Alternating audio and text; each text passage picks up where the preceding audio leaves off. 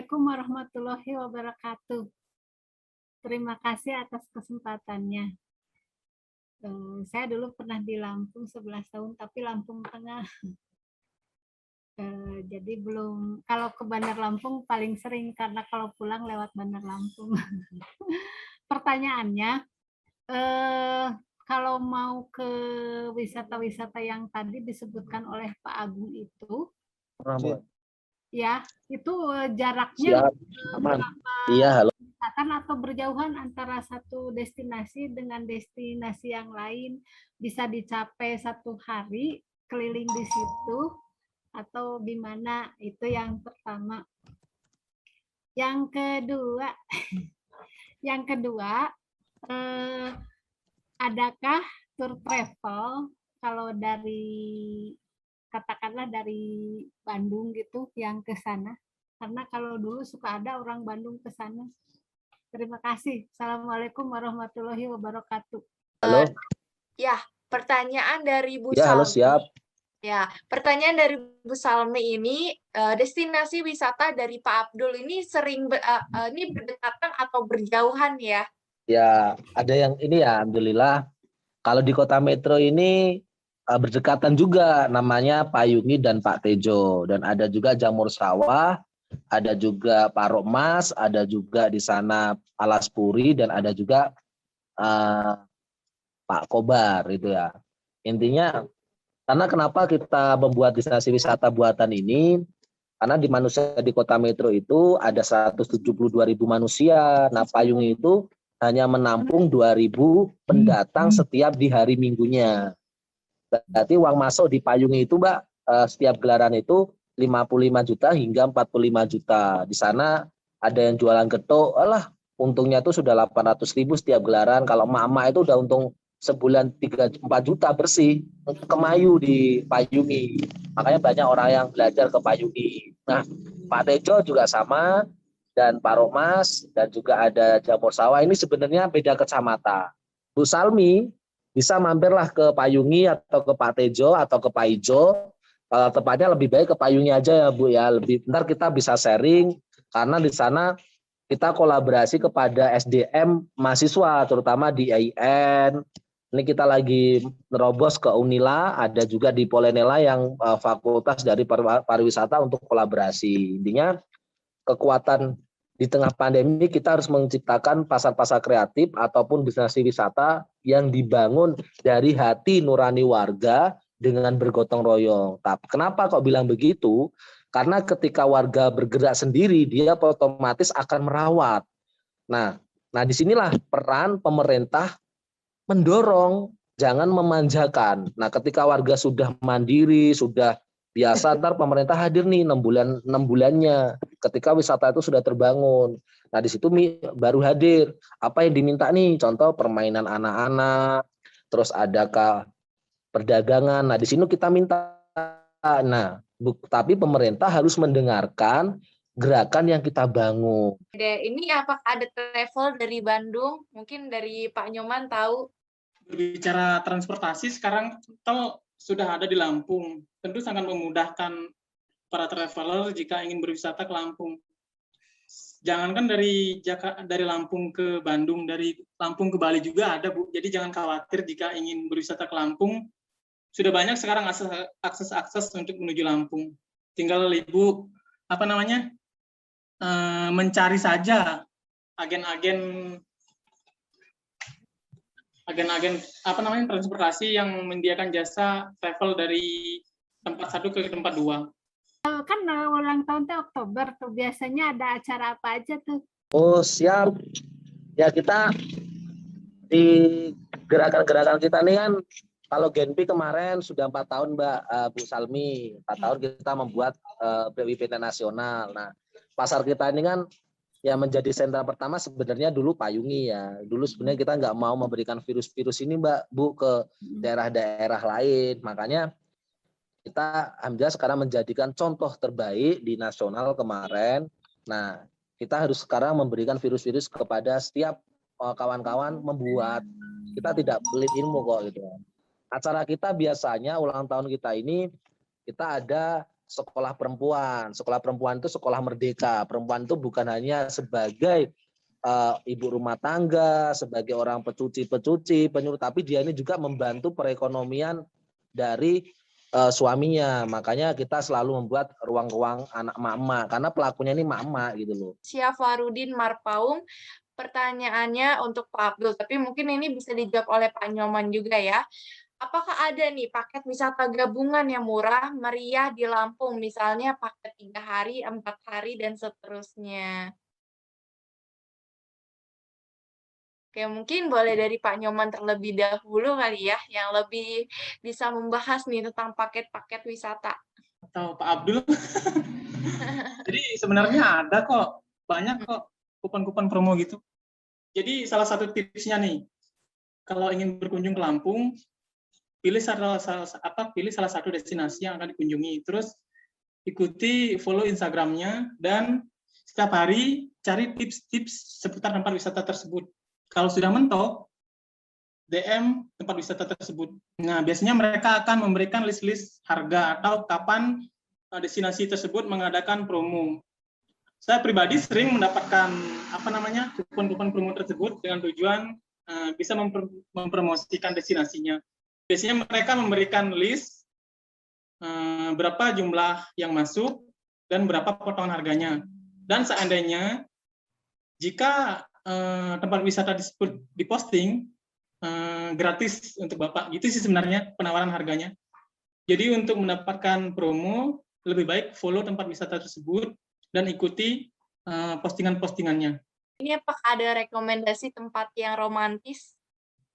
Banyak sebenarnya.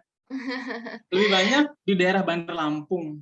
Kalau yang suka camping lebih banyak daerah Bakauheni. Sebenarnya ada salah satu tempat wisata di mana tempat wisata tersebut ada di atas bukit dan memperlihatkan view Laut Selat Sunda, di mana di Laut Selat Sunda itu banyak pulau-pulau atau bukit-bukit yang terhampar serta menjadi lalu lintas penyeberangan. Pertanyaannya untuk Pak Abdul ya. Oke, untuk Pak Abdul, pengembangan wisata tadi saya dengar harus ada pemberdayaan dari masyarakatnya untuk dapat berkreasi dan berinovasi. Tetapi misalnya saja ada masyarakatnya yang dalam dirinya sendiri tidak ada niatan untuk berkreasi dan berinovasi terhadap pengembangan wisata. Apakah ada cara tersendiri untuk membangkitkan kreasi dan inovasi masyarakat tersebut? Sebenarnya kita ini tidak memaksa masyarakat. Nah, ketika kita membangun pemberdayaan di kalangan masyarakat ataupun mengutamakan ruang kreatif yang dibangun warga, pasti banyak tantangannya. Kita membuat pasar-pasar yang kita bangun, yang kita mendorong masyarakat kita ini pasti banyak masyarakat yang yang nyepelein lah kalau bahasa jalannya, yang nggak percaya. Tetangga sampai rumah pun nggak percaya. Itu nggak mungkin tuh jadi pasar, itu menjadi ruang kreatif nggak mungkin tuh, menjadi wisata nggak mungkin tuh. Nah, tapi kita lakukan aja, lakukan seperti orang gila.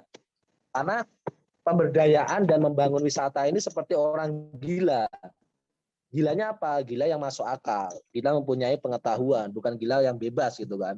Nah, disinilah peran kita sebagai anak muda, sebagai penggerak atau sebagai pemberdayaan, kita harus merangkul anak muda atau merangkul gila yang seperti kita, sepahaman atau seenergi, jiwanya seenergi dengan kita, frekuensi gitu kan. Sudah, baru kita pendekatan tuh kepada RT-nya, kepada RW, kalau di kota, kalau di dusun, kalau di kampung namanya kepala dusun, kepala RK gitu kan.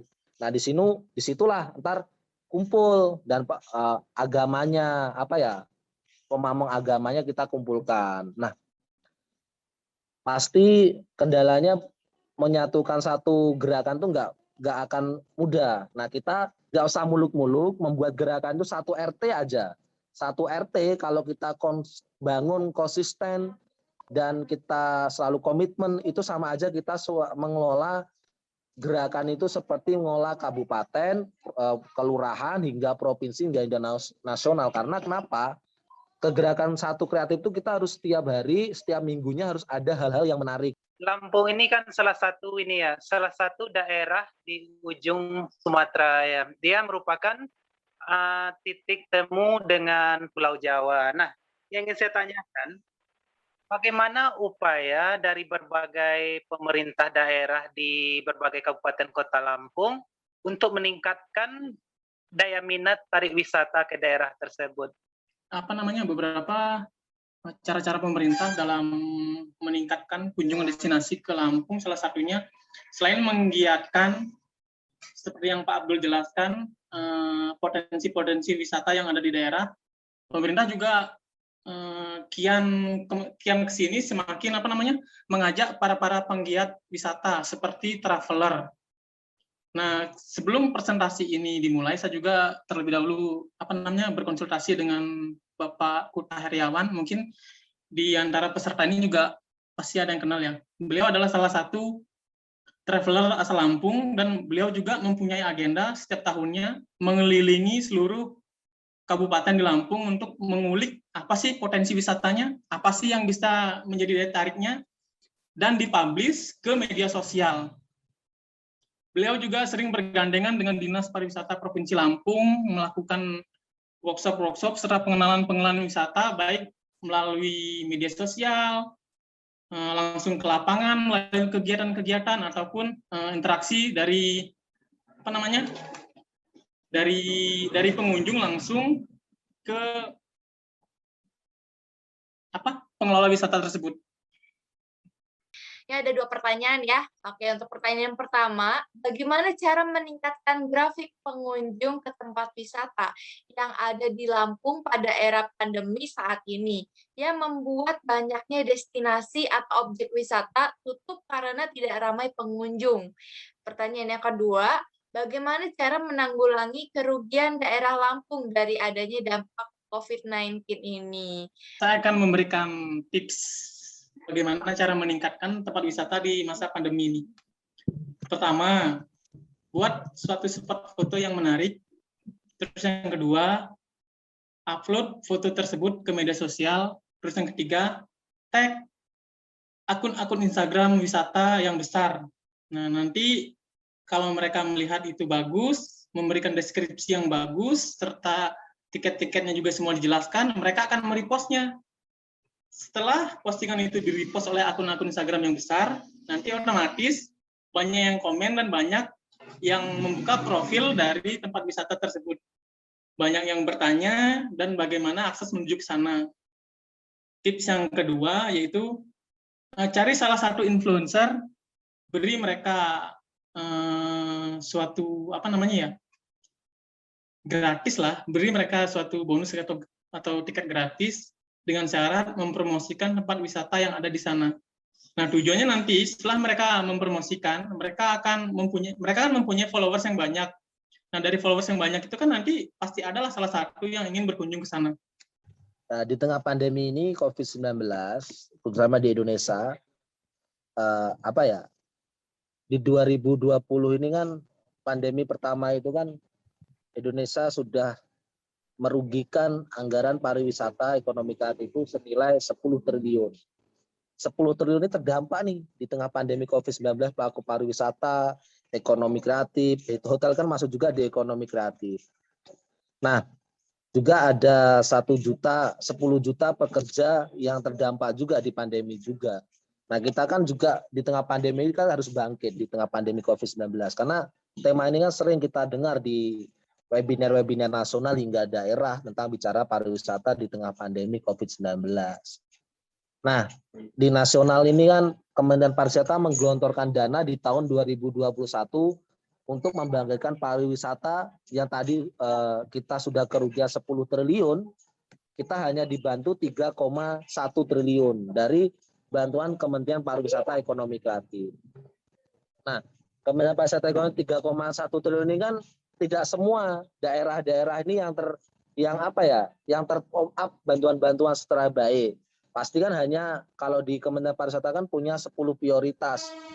Pulau Bali, Pulau Danau Toba, terus di Borobudur, terus di Jakarta, terus di wisata-wisata yang baik di Indonesia 3,1 triliun. Kalau kita minta, berarti kan kita rugi nih 7 triliunnya kemana dengan pandemi COVID-19.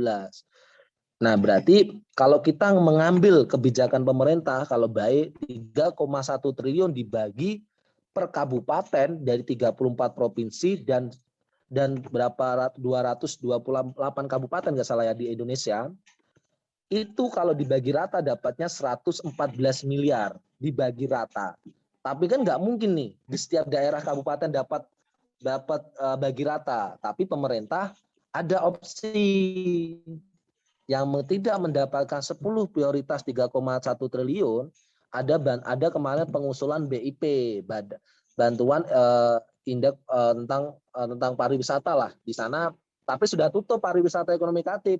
Itu dana hibah murni dari kelas 20 juta hingga 200 juta. Itu untuk pelaku pariwisata dan ekonomi kreatif, kuliner dan lainnya.